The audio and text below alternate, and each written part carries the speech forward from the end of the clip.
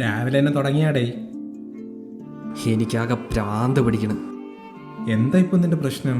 എൻ്റെ അച്ഛൻ തന്നെ ജീവിതത്തിൽ എന്തെങ്കിലും ചെയ്ത് രക്ഷപ്പെടാമെന്ന് വിചാരിക്കുമ്പോൾ അങ്ങനെ സമ്മതിക്കൂല. ഇനി മോൻ കറുപ്പിക്കാതെ രക്ഷയില്ല.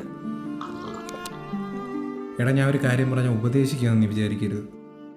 നിനക്കറിയാലോ, ഞാനും അച്ഛനും ഇതുപോലത്തെ ചെറിയ ചെറിയ വാക്കുകൾക്കത്തിൻ്റെ പേരിൽ ഒരുപാട് വർഷം മിണ്ടാതിരുന്നിട്ടുണ്ട്. സത്യം പറഞ്ഞാൽ അഭി ജനിച്ചപ്പോഴത്തേക്കാണ് ഈ അച്ഛന്മാരുടെ മാനസികാവസ്ഥ എനിക്ക് കറക്റ്റായിട്ട് മനസ്സിലാവുന്നത്.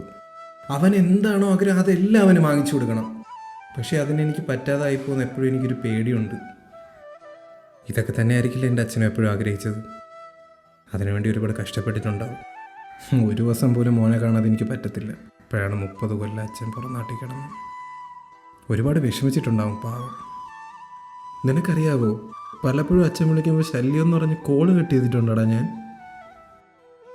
എല്ലാ മക്കൾക്കും അവരുടെ അച്ഛൻ തന്നെയാണ് അവർക്ക് ഹീറോ. എനിക്കും അങ്ങനെ തന്നെയായിരുന്നു. പക്ഷേ അച്ഛൻ പോയി കഴിഞ്ഞിട്ട് എനിക്കത് മനസ്സിലായത്. അധികം നാളൊന്നും അവർ നമ്മളോട് ഉണ്ടാവില്ലടാ. എനിക്ക് പറ്റിയ തെറ്റ് നിനക്ക് പറ്റരുത്. നിൻ്റെ അച്ഛനല്ലേ, പറഞ്ഞാൽ പുള്ളിക്ക് മനസ്സിലാവും. നീ ഒന്നുകൂടെ സംസാരിച്ചു നോക്ക്.